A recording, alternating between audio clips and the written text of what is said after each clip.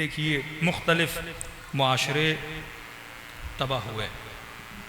अभी एक मजलिस में मैंने जिक्र किया तबाही का सबब, क्योंकि हर मुआशरे में दो तबकात होते हैं, एक वो लोग जो खवास हैं, दूसरे वो लोग जो अवाम हैं। मसलन प्रोफेसर्स, डॉक्टर्स, जर्नलिस्ट, जजेस, जर्नल्स, पॉलिटिशियंस, ये एक मुआशरे के खवास हैं। कुछ हैं अवाम। अवाम किसको फॉलो करते हैं इस वक्त? शियों की बात नहीं कर रहा, या लफ्ज़ में इस्तेमाल करूं सेलिब्रिटीज़। कोई एक्टर है, कोई सिंगर है, कोई मशहूर मौलाना है, कोई मशहूर मुए खान है, कोई मशहूर पॉलिटिशियन है, ये सेलिब्रिटीज़ हैं, ये खवास हैं। निचला तबका है अवाम का। अवाम कॉपी किसे करती है? खवास को। यूथ को देखेंगे, नौजवानों को देखेंगे, वो मर्द हो, औरतों, जवान बच्चे, जवान लड़कियां, कोई एक्टर को फॉलो करेगा, कोई एक्ट्रेस को फॉलो करेगा, दीनदार होगा तो किसी मौलवी को फॉलो करेगा, नूहा पढ़ना चाहेगा तो किसी मशहूर खान को फॉलो करेगा, इंजीनियर बनना चाहेगा किसी बेस्ट इंजीनियर को फॉलो करेगा, पॉलिटिशियन बनना चाहेगा किसी पॉलिटिशियन को अपना आइडियल बनाएगा। आज जितने पॉलिटिशियन हैं उनके जहन में कोई आइडियल तो है ना। मुशर्रफ का आइडियल मसलन अतातुर्क था, किसी का आइडियल मोहम्मद अली जिन्ना साहब है, किसी का आइडियल मसलन रसूल खुदा है, किसी का आइडियल मसलन शियों में आ जाए किसी के इमाम खुमैनी है। कोई इंजीनियर है उसने भी आइडियल बनाया है, कोई डॉक्टर है उसने भी आइडियल बनाया है। तो जो सेलिब्रिटीज होती हैं जिनको खवास बोला जाता है, अवाम उनको क्या करती है? फॉलो करती है, क्योंकि अवाम ये समझती है कि बंदा सही पाथ पर, राइट पाथ पर है, लिहाजा मैं भी इसको फॉलो करूंगा तो मैं क्या हो जाऊंगा? कामयाब हो जाऊंगा। माशरे तबाह कब होते हैं? माशरों को तबाह अवाम नहीं करते, माशरों को तबाह खवास करते हैं। एटम बम गिराने वाला जाहिल नहीं था। एक जाहिल आदमी 4 गोलियां मार के 4 बंदों को मारेगा, हाथ में छुरी आ गई, गुस्से में आ गया, किसी को मार दिया। लड़ाई हो गई, ईंट उठा के किसी के सर पे मारी, बंदा मार दिया। कितना मारेगा ये? 2 बंदे मारेगा, 4 बंदे, 5 बंदे। लेकिन जिसने एटम बम बनाया था वो खवास था, वो पढ़ा लिखा आलिम था, वो कोई प्रोफेसर था जिसने इतनी बड़ी इजाद की, और उसके एक एटम बम से 50,000 लोग मर गए। जिसने पूरी क्रिश्चियनिटी को तबाह बर्बाद किया वो कोई आम आदमी नहीं था, बहुत बड़ा पादरी था। मुसलमानों में 4 फिरके, हनफी, शाफी, हम्बली। जो अहनाफ हैं, अहनाफ को अहनाफ किसने बनाया? एक पढ़ा लिखा आदमी, फिक़ह जानने वाला, फतवा देने वाला। शाफी एक पढ़ा लिखा आदमी, इमाम हम्बल एक पढ़ा लिखा आदमी, इमाम जाफर सादिक एक पढ़ा लिखा आदमी। तो लोग किसके पीछे लगते हैं? खवास के पीछे लगते हैं। तो ये अवाम तबाह तभी होते हैं जब खवास गलत रास्ते पे चलते हैं, लोग सब उसके पीछे लगते हैं।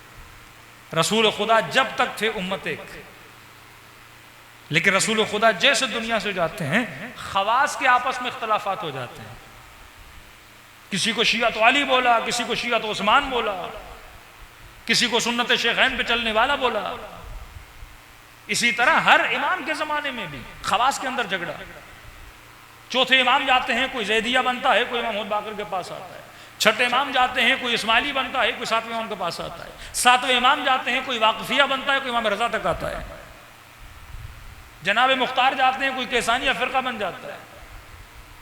तो ये कौन है? क्योंकि जब खवास गलत रास्ता इख्तियार करते हैं तो अवाम तो उनके पीछे चलती है। इतनी सेंसिटिव टॉपिक है।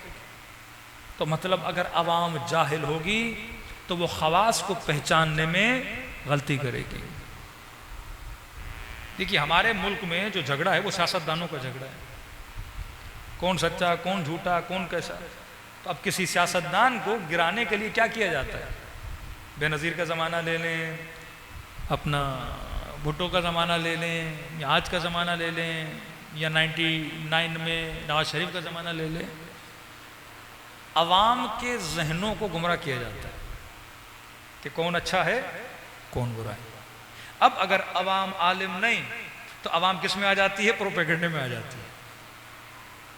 अमीरुल मोमिनीन की खिलाफत को कितने लोगों ने एक्सेप्ट किया इमामत को? उंगलियों पे आप गिन सकते हैं, क्योंकि अवाम थी खवास के पीछे। और अगर अक्सरियत मिनल खवास दूसरी तरफ चली जाए और इधर सिर्फ अबू ज़र रह जाएं, जनाब ज़ुबैर रह जाएं, जनाब अम्मार रह जाएं, जनाब सलमान फारसी रह जाएं, तभी रसूल खुदा ने जाते जाते क्या बताएं? स्किल्स बताएं, खवास को पहचानने की निशानियां बताएं। अगर खवास में इख्तलाफ हो जाए तो मुझे किसके पीछे लगना है? ये जंग जंगे हक को बातिल है। वो खवास जो हक के साथ है तुमने फॉलो करना है, वो खवास जो बातिल के पीछे चले जाए तुमने फॉलो नहीं करना। मसलन इमाम खुमैनी जब दुनिया से जाते हैं, राइट लेफ्ट में जितने थे इमाम खुमैनी के खवास थे, लेकिन जाने के बाद खवास में झगड़ा हो गया। अब जिन लोगों में ये तमीज थी कि हक क्या है बातिल क्या है, लिहाजा उन्होंने उन बास खवास को छोड़ दिया और हक के पीछे, और एक उम्मत थी जो पूरी उम्मत क्या होगी? गुमराह हो गई। मैं बताऊं, इमाम हय्यो हाजिर हैं, छठे इमाम जाते हैं, बहुत बड़ा तबका इस्माइली बनता है। पूरा यमन इस वक्त ज़ैदिया है, वाक़िफिया तो खत्म हो गया, लेकिन ये दो फिरके आज तक बाकी हैं। बाकी कोई सुन्नी कोई शिया, पाकिस्तान में तो आ जाए इला माशाअल्लाह, कोई कादरिया कोई चिश्तिया, ये कुछ लोग वो थे जो किसके पीछे लगे? खवास के पीछे लगे। अब खवास को दीन नहीं समझना, खवास को हक नहीं समझना। हक वो है जो कुरान ने बताया है, हक वो है जो कुरानी उसलूब ने बताया है।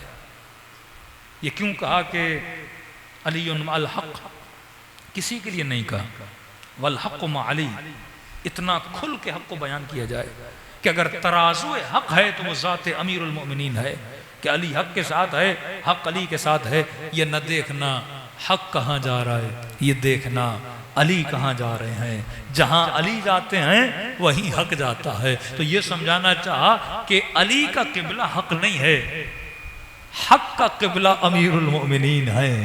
जिसको देख के हक का मेयार बनता है वो वजूद अली इब्न अबी तालिब है। सलवात पढ़े मोहम्मद वाले।